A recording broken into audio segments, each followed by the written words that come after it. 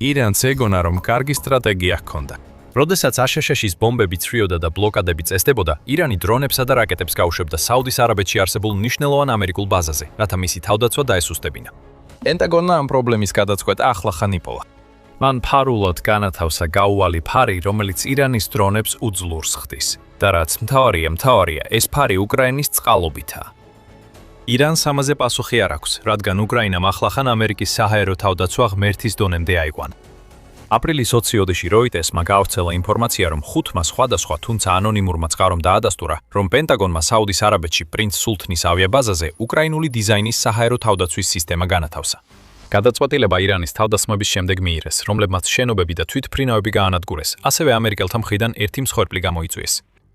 ახალი სისტემა ცნობილია როგორც SkyMap და ეს ის ტექნოლოგია, რომელსაც უკრაინა იტანებს საჰაერო თავდაცვის კოორდინაციისთვის, იმავე შაჰიდის ტიპის დრონების წინააღმდეგ, რომლებსაც ახლა ირანი ამერიკულ ბაზებზე თავდასხმისთვის იყენებს.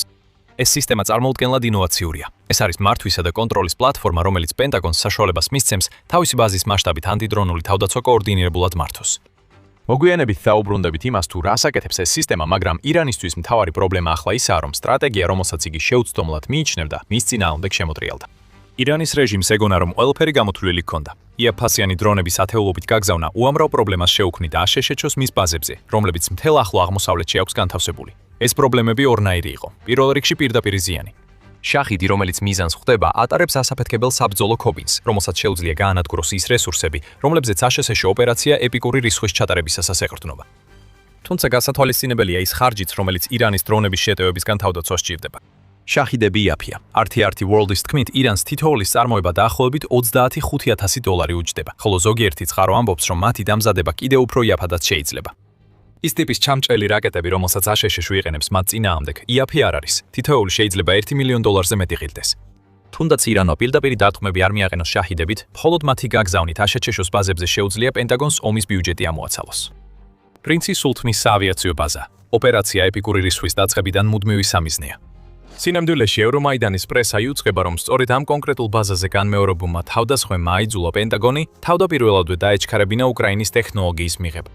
ირანის თავდასხმებმა პრინცი სულთნის ბაზაზე ბევრად მეტი ზიანი მიატენა, ვიდრე აშშ-ს სურდა ენახა. 27 მარტს ირანმა სარაკეტო და დრონებით თავდასხმა განახორციელა ბაზაზე, რის შედეგადაც დაზიანდა აშშ-ს საჰაერო ძალების I3 ცენტრის საჰაერო ადრეული გაფრთხილებისა და მართვის სისტემის თვითმფრინავი, ასევე რამდენიმე სხვა საჰაერო პლატფორმა, მათ შორის საჰაერო საწვავის შევსების ტანკერები.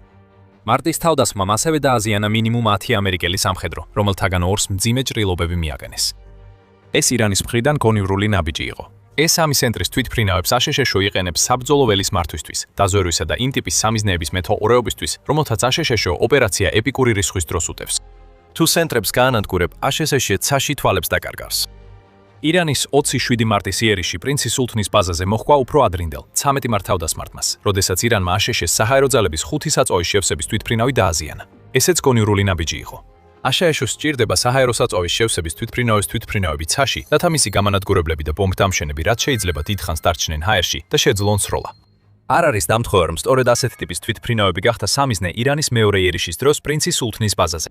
13 მარტის იერიშმა ირანს ასევე აჩვენა, რომ ბაზას არ ჰქონდა ისეთი საჰაერო თავდაცვა, რომელიც მას საკუთარი თავის დასაცავად სჭირდებოდა ირანის მიერ გაშვებული რაკეტებისა და დრონების ერთობლივი შეტევის წინააღმდეგ. ყოველ შემთხვევაში ადრე ასე იყო, ახლა კი ასე აღარ არის.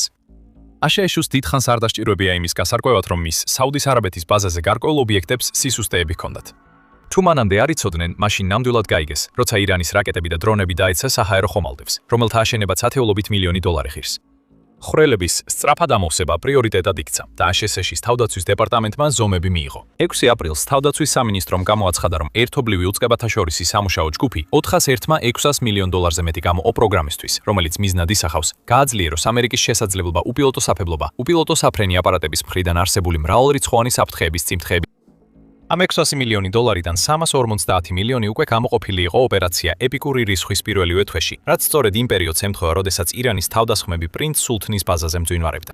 დანარჩენით ახლა ქვეყნის შიგნით დრონებისგან თავდაცვის გაძლიერებას მოხმარდება. მაგრამ უნდა დავსვათ კითხვა. ხომ არ დახარჯა აშშ-მა ოპერაცია ეპიკური რისხვისთვის, გამოყოფილი 350 მილიონი დოლარიდან ნაწილი იმისთვის, რომ უკრაინა თავის მხარეს გადმოეყვანა. თუ ასეა, არც აშშ-ში და არც უკრაინა ამას არ ამჟღავნებენ.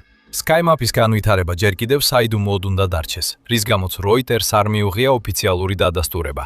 გარდა იმ 5 ანონიმური წყაროსი, რომლებიც მათი თქმით პენტაგონთან ახლოს არიან. შეგვიძლია ვივარაუდოთ, რომ იმ 350 მილიონი დოლარის ნაწილი, რომელიც თავდაცვის დეპარტამენტმა დახარჯა, უკრაინაში წავიდა. რაც ზუსტად ვიცით არის ის, რომ SkyMap მნიშვნელოვნად დაეხმარება მათემატიკური პრობლემის გადაჭრას, გარდა იმისა, რომ ASHS-ს დაეხმარება საუდის არაბეთში მდებარე ბაზის ირანული დრონებისგან დაცვაში.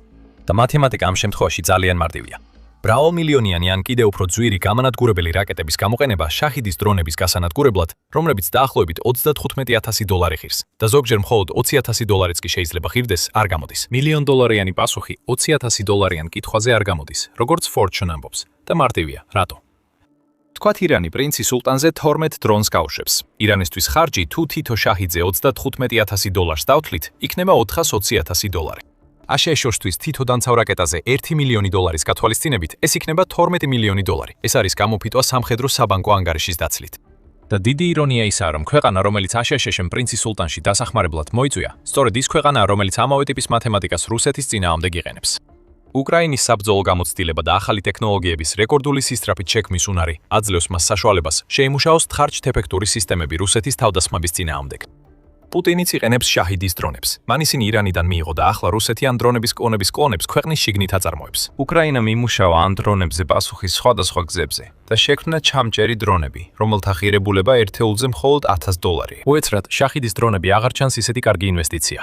უკრაინამ ასევე შექმნა მთელი თავდაცვითი სტრატეგია თავისი უნარით გამოიყენოს IAP საშუალო და გრძელდისტანციური დრონები რუსული ობიექტების დასარტყმელად. საჰაერო თავდაცვის სისტემებიდან დაწყებული ნავთობგადამამუშავებელი ქარხნებით დამთავრებული. თავდასხმებში, რომლებიც მილიონობით დოლარის ზიანს აყენებს, მაშინ როცა ინვესტიცია მხოლოდ რამდენიმე ასეული $1,000. ირანი უბრალოდ მიყვება ასიმეტრიულ სტრატეგიას, რომელსაც უკრაინა უკვე 4 წელია იყენებს. ვინ თუ არა უკრაინა დაეხმარება ASHS-ს ამ სტრატეგიის წინააღმდეგ ბრძოლაში.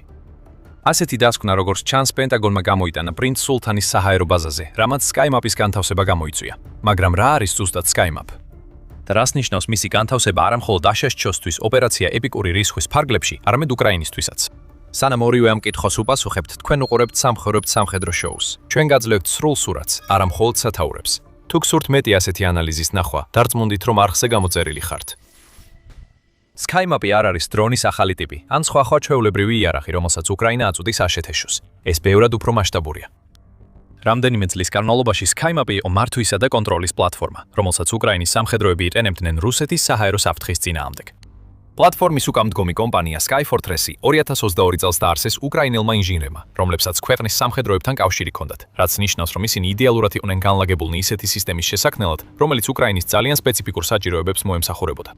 არ იყო საჭირო იმის წინასწარ განჭვრეტა თუ რას უნდა აკეთებდეს ეს სისტემა.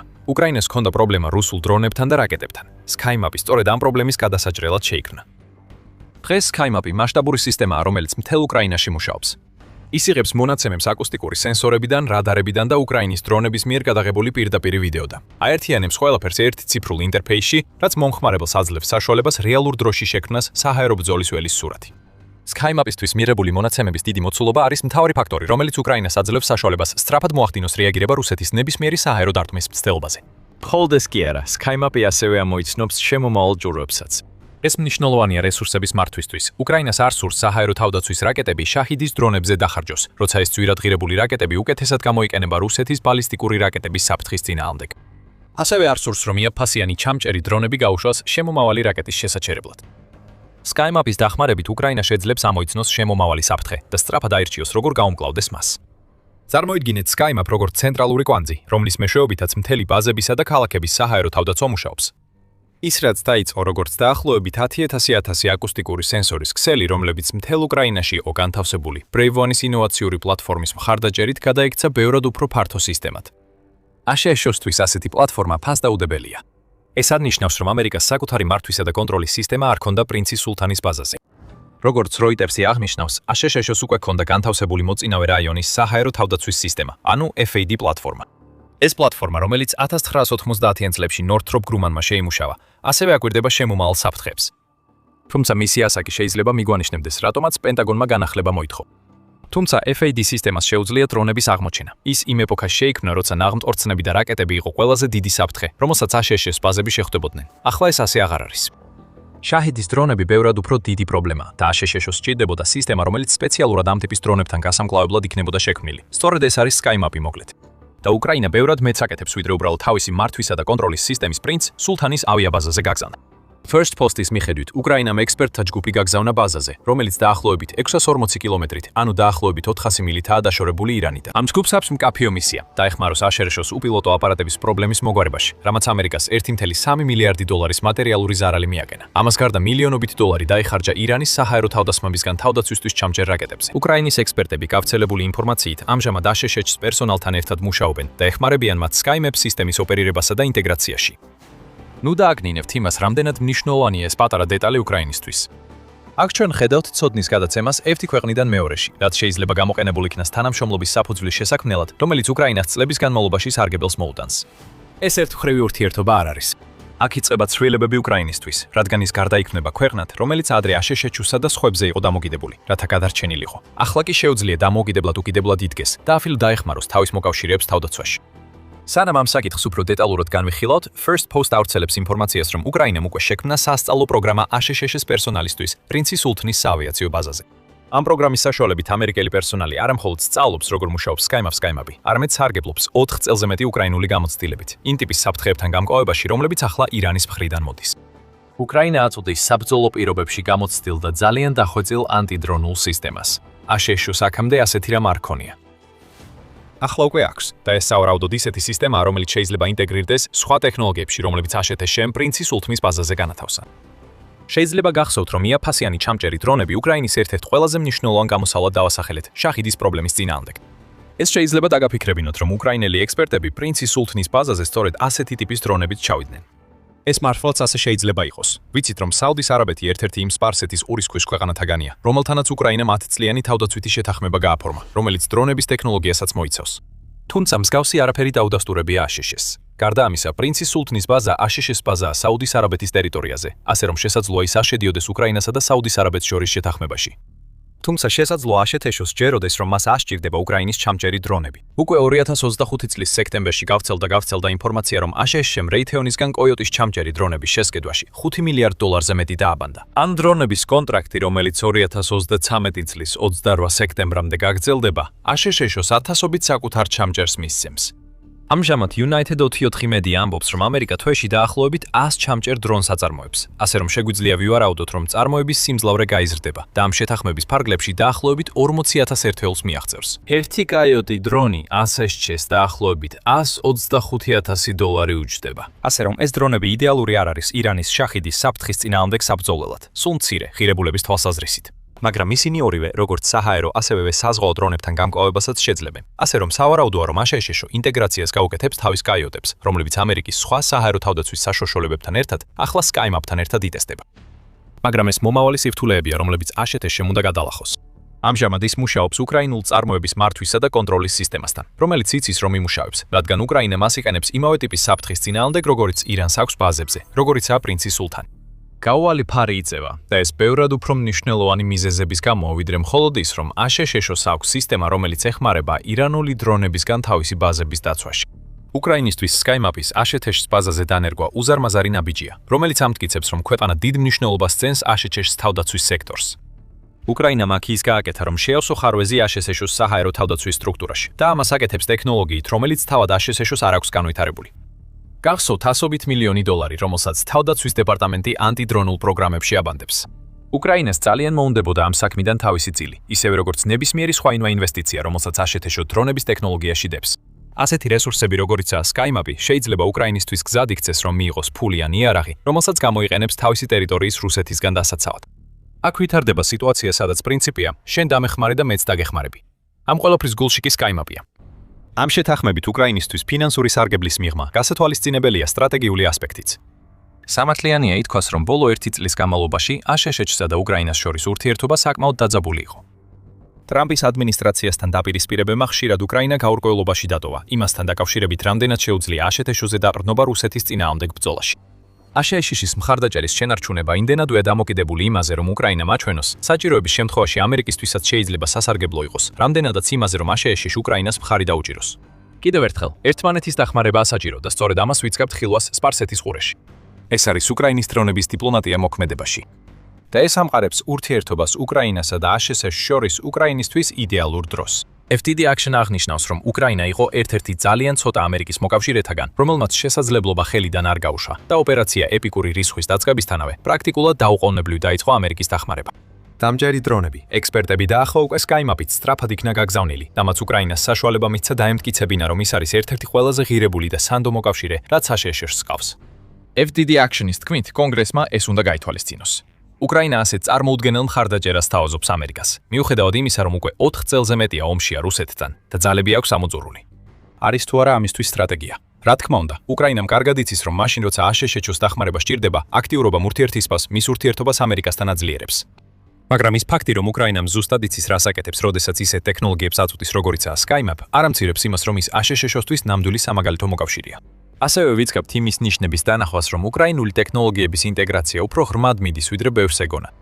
საინტერესო ამბავი გავრცელდა 31 მარტს. Defense One-მა გავრცელა ინფორმაცია, რომ ახლა უკვე პენსიაზე გასული გენერალ-ლეიტენანტი Kit Kellogg შეუერთდა Power-ას სახელწოდების კომპანიის დირექტორთა საბჭოს. ეს ამბავი თავიდან უმნიშვნელოდ ჩანს, მაგრამ შემდეგ იგებთ, რომ Power US არის ფლორიდაში დაფუძნებული კომპანია, რომელიც შეიქმნა იმისთვის, რომ უკრაინელი დრონების მწარმოებლებისგან შეიძინოს ტექნოლოგიები და მათთან დაამყაროს ურთიერთობები. Kellogg, რომელიც ტრამპს პირველი ვადის განმავლობაში აძლევდა რჩევებს და 2024 წლის ნოემბერში დაინიშნა სპეციალურ წარმომადგენლად რუსეთსა და უკრაინაში, შესაძლოა უკრაინის დრონების მწარმოებლებს პირდაპირ კავშირი დაუმყაროს თეთრ სახთან. ხშირად ასე მყარდება ურთიერთობები ორ ქვეყანას შორის. არა გრანდიოზული ჟესტებით, არამედ რამედ კულისებს მიღმა მიმდინარე ნაბიჯებით, რომლებიც მთელი ურთიერთობების ქსელს ქმნის. ამიტომ SkyMap-ის გამოჩენა სპარსეთის ყურის რეგიონში და ოპერაცია ეპიკური რისხვისთვის ძალიან მნიშვნელოვანია. მაგრამ ეს ასევე უფრო ფართო გეგმის ნაწილია, რომელიც უკრაინამ შეიმუშავა, რათა აშშ-ისთვის შეუცვლელი პარტნიორი გახდეს. ჩვენ ხედავთ პირდაპირ მაგალითებს იმისა, თუ როგორ ეხმარება უკრაინა აშშ-ს ირანში თავისი მიზნების მიღწევაში. ასევე ხედავთ, რომ უკრაინა დრონების ექსპერტებს აგზავნის ევროპულ ქვეყნებში, რაც ხელს უწყობს ევროპის თავდაცვის სისტემების გათავისუფლებას აშშ-სგან, რასაც როგორც ჩანს, ტრამპის ადმინისტრაცია ისურვებდა. უკრაინის პრეზიდენტი ვოლოდიმირ ზელენსკი აქტიურად ცდილობს მრავალწლიან დრონების შეთანხმებებს აშშ-სთან. SkyMap-ი ირანული შაჰიდების მოსაძებნად და გასანადგურებლად მუშაობს პრინცი სულთნის ავიაბაზაზე, მაგრამ თავად უკრაინა მისიის შესრულებას ცდილობს, რომ გააძლიეროს ყველა ურთიერთობა, რაც მის მოკავშირეებთან აქვს. ახლა ხედავთ, რომ უკრაინა ყურის რეგიონში მნიშვნელოვან მოთამაშედ ყალიბდება. ეს მხოლოდ იმით არ არის განპირობებული, რომ ის აშშ-ს აღჭურვილობას აწვდის. ყურის ქვეყნებთან შეთანხმებები იდება, რაც შეიძლება საბოლოოდ უკრაინას მნიშვნელოვან როლს მიანიჭებს ჰორმუზის სრუტის ხელახლა გახსნაში. გაიგეთ, რა შეიძლება იყოს ეს როლი და რას ნიშნავს ეს უკრაინისთვის ჩვენს ვიდეოში. თუ მოგეწონათ ეს ვიდეო, აუცილებლად გამოიწერეთ The Military Show, რომ არ გამოგსჭეთ ჩვენი ყველა განახლება ოპერაცია ეპიკური რისხვის შესახებ. და როგორც ყოველთვის, მადლობას გიხდით ყურებისთვის.